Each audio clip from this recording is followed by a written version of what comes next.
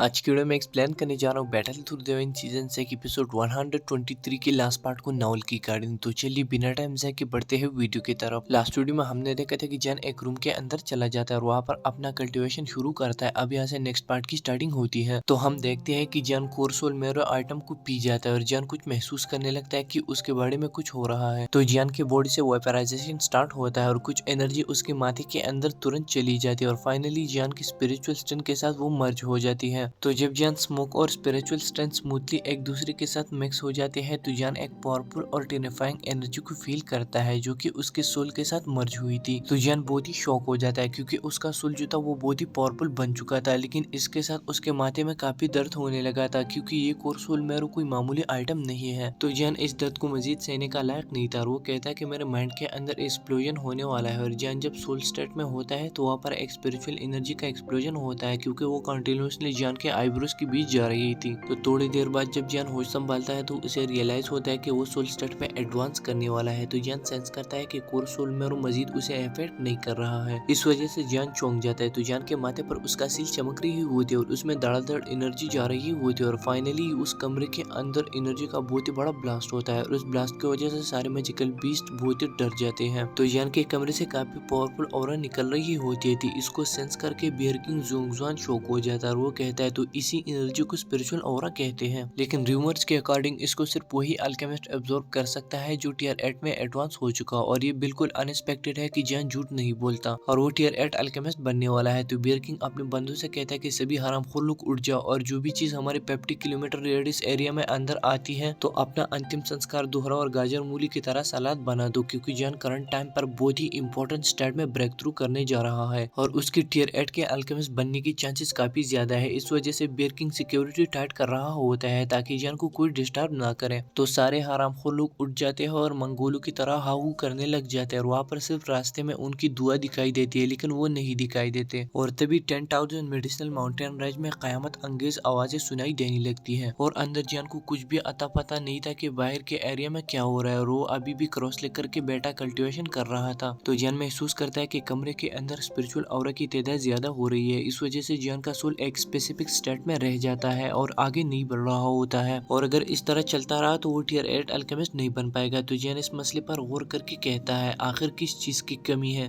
तो जब जैन इसी मसले पर सोच कर रहा था तो उसके दिल में थॉट्स आने लगते हैं और उसी वक्त जैन की सोल एक कोकोन की तरह नमूदार हुई जिसको आखिर कदम बढ़ाने के लिए डायरेक्शन की जरूरत थी। तो जैन की दिमाग की बत्ती जलती है और जैन कहता है कि हम इसे डायरेक्शन नहीं दे सकते हैं क्योंकि स्पिरिचुअल ट्रेनिंग मेथड है ही नहीं। तो जैन को जल्दी से उसी वर्ड फार्मूले की याद आ जाती है और वो कहता है मुझे हैरत है कि क्या ये वर्ड फार्मूला काम करेगा या नहीं। तो जैन अपने मन में उसी को बोलने लगता है और जैन कहता है कि सोल की एलिमेंट हेवनली स्पिरिट को शट करो, सोल की स्पिरिट फोर्स को एब्जॉर्ब करो। तो जब जैन इस फार्मूले को दोहरा रहा होता है तो जैन के आईब्रोज के दरमियान हिलती हुई सोल नमूदार होती है। तो पलक झपकते में 8 दिन गुजर जाते और अभी भी जैन उसी कमरे के अंदर बैठा था और कल्टीवेशन कर रहा था, लेकिन अभी के लिए उसी रूम के अंदर काफी खामोशी थी। तो फिर इसके बाद हम जियान को देखते हैं जो मुंह लटका के बैठी हुई थी। तो जियान गुस्सा होकर कहती है पिल रिलम बंद होने जा रहा है और ये फिलो अभी भी मसरूफ है। तो जब जियान खुद से बातें कर रही हुई थी तो तभी वहाँ पर बहुत ही बड़ा खतरनाक ब्लास्ट होता है जो एक वीक इंसान को बहरा बना सकती थी। तो तभी वहाँ पर स्पिरिचुअल स्ट्रेंथ फैल जाती है और छोटे मोटे मैजिकल बीच को उसी से काफी दिक्कत होने लगता है और अभी के लिए उनके ऊपर प्रेशर पड़ रही होती है। तो बियर किंग उस एरिया में इनविजिबल लाइट को देखते हैं तो वो स्माइल करके कहता है ये छोटा लड़का जियान बहुत ही स्ट्रॉन्ग है और वो सक्सेसफुली टियर 8 अल्केमिस्ट बन चुका है। कितना अनबिलीवेबल है ये सीन। तो वहाँ से इनविजिबल लाइट डिसअपीयर हो जाती है और जुआंगजांग के सामने जियान अपीयर हो जाता है, लेकिन वो बहुत ही इल्यूजनरी दिखाई दे रहा था। तो जियान को घूर कर बियर किंग कहता है कि ये तो जियान का सोल है। तो जियान का सोल उस रूम की तरफ देखता है जहाँ पर असली जियान खड़ा था और उसकी तरफ देख रहा था। तो जियान अपने सोल की तरफ आता है तो जियान की सोल भी अपने बॉडी की तरफ जाने लगती है। तो जियान का सोल जियान के माथे के अंदर चली जाती है। तो जब जियान का सोल उसके बॉडी में एंटर होता है तो वहाँ से स्पिरिचुअल प्रेशर डिसअपीयर हो जाता है। तो जियान हवा में खड़ा था और वो कुछ हैंडसील बनाने लगता है। वो बियर किंग से कहता है बिग ब्रदर जियोंगजान तैयार हो जाओ और मेरा स्पिरिचुअल हैंडक्राफ्ट रिसीव करो। तो जियान के वर्ड सुनकर जियोंगजान हंसने लगता है और वो जियान से कहता है कि ठीक है। तो जियान अपना स्पिरिचुअल हैंडक्राफ्ट बनाता है और वो बियर किंग से अपने स्पिरिचुअल हैंडक्राफ्ट से अटैक करता है। तो इसको फेस करने के लिए वो अपना हाथ आगे बढ़ाता है, लेकिन जब जियान का अटैक उसके हाथ के साथ टकराता है तो बियर किंग के एक्सप्रेशन बदल जाते हैं और वहाँ पर बिना एनर्जी का बहुत बड़ा ब्लास्ट होता है।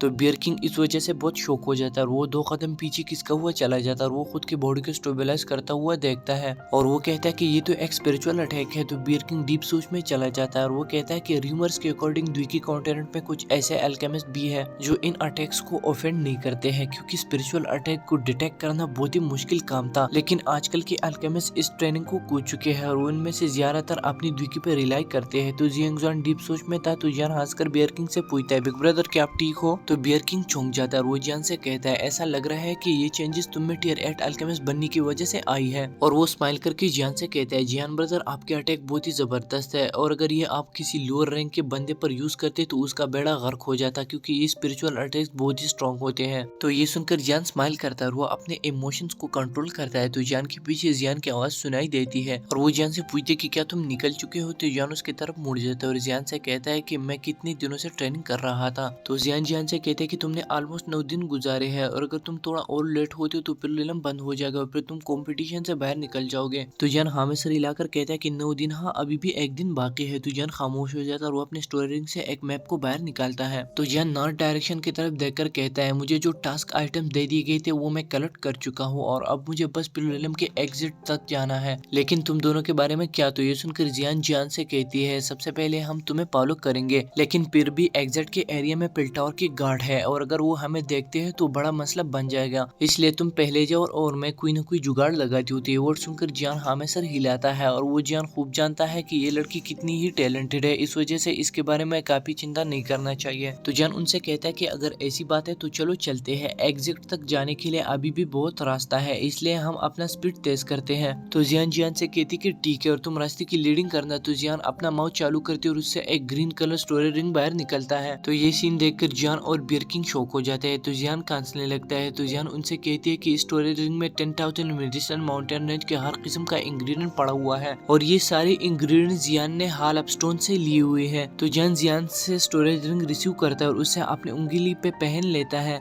तो जियान बियर किंग की तरफ देखकर कहता है, बिग ब्रदर क्या आप भी आ रहे हो? तो वह कहता है कि हाँ, मुझे अभी भी इस बुढ़ी आंटी की जरूरत है, अगर मैं यहाँ से जाना चाहता हूँ तो मुझे इस बुढ़ी आंटी की जरूरत पड़ेगी और मैं आप लोगों के रास्ते में भी बॉडीगार्ड बन सकता हूँ और क्या पता फिर से वो निकम्मा बंदा अटैक कर दे। तो गाइस एपिसोड 123 यहाँ पे होता है खत्म। अगर आपकी वीडियो पसंद है तो प्लीज लाइक कर देना, साथ में अगर आप चैनल पर नहीं है तो सब्सक्राइब कीजिए। मैं मिलता हूँ आपसे नेक्स्ट वाली वीडियो में, तब तक आप अपना बहुत बहुत ख्याल रखिए। Thank you so much, love you all.